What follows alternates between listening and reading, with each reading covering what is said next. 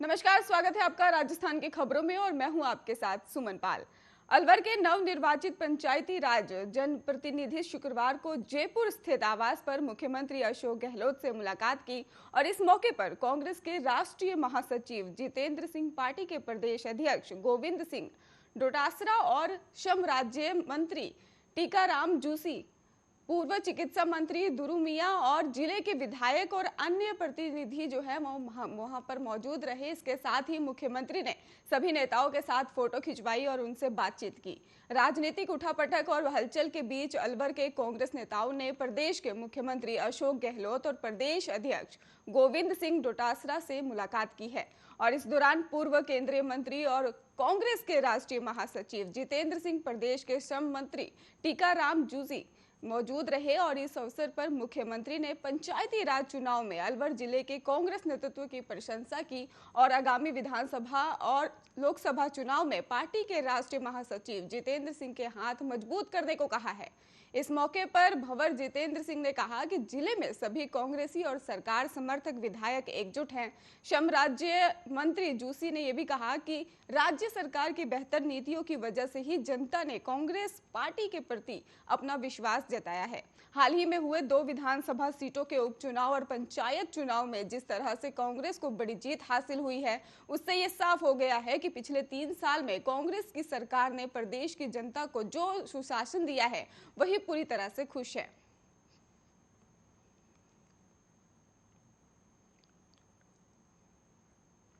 राजधानी के झोटवाड़ा थाना इलाके में एक युवक को लिफ्ट देने का झांसा देकर कार में बैठाने और बंधक बनाकर मारपीट करने का मामला सामने आया है। आपको बता दें कि इस संबंध में सीकर जिले के खंडेला निवासी 23 वर्षीय आशीष जाट ने पुलिस में शिकायत दर्ज करवाई है। पीड़ित ने शिकायत में इस बात का जिक्र किया है कि वो जयपुर से अपने गाँव खंडेला जाने के लिए चोमू पुलिया के पास ही खड़े होकर बस का इंतजार कर रहा था और तभी एक कार आई वहां पर और आकर वहां पर रुक गई, जिसमें पहले से ही 3 लोग सवार थे। कार चालक ने सीकर तक सवारी लेकर जाने को कहा और आशीष को खंडेला तक लिफ्ट देने का झांसा देकर कार में बैठा लिया। कुछ देर बाद ही कार सवार तीनों बदमाशों ने आशीष के साथ मारपीट करना शुरू कर दिया और उसका पर्स और मोबाइल लूट लिया। बदमाशों ने आशीष के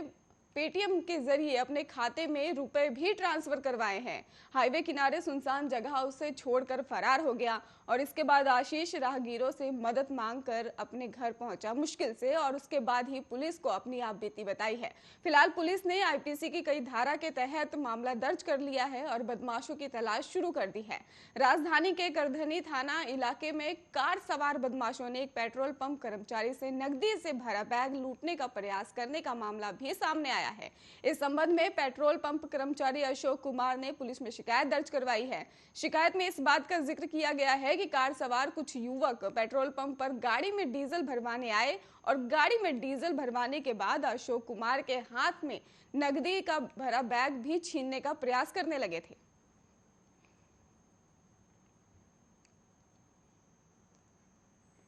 जयपुर में प्रशासन शहरों के संग अभियान को अब और गति मिलेगी। कच्ची बस्तियों को लेकर लगी कोर्ट की रोक हटने के बाद अब नगरीय विकास विभाग, आवासन और स्वास्थ्य शासन विभाग ने कच्ची बस्तियों के नियमन के लिए भी आदेश जारी किए हैं और ये आदेश सभी नागरिक निकायों में लागू होंगे। जोधपुर उच्च न्यायालय मुख्य पीठ के आदेशों को ध्यान में रखते हुए प्रशासन शहरों के संग अभियान 2021 में कच्ची बस्ती के पट्टे जारी करने के संबंध में नगरीय विकास, आवासन और स्वास्थ्य शासन विभाग ने तथ्य स्पष्ट किए हैं और दुर्गा बिहार विकास समिति बनाम राज्य सरकार में उच्च न्यायालय के आदेश के अनुसार राज्य सरकार की ओर से कच्ची बस्ती नियमित नीति 2005 जारी की गई है और जिसके अनुसार कच्ची बस्ती के नियमन करने की अनुमति उच्च न्यायालय ने प्रदान की है। सर्वोच्च न्यायालय ने भी विशेष अनुमति याचिका नगर निगम जयपुर बनाम लेखराज सोनी में पारित निर्णय में कच्ची बस्तियों के लिए एक नीति बनाकर नियमन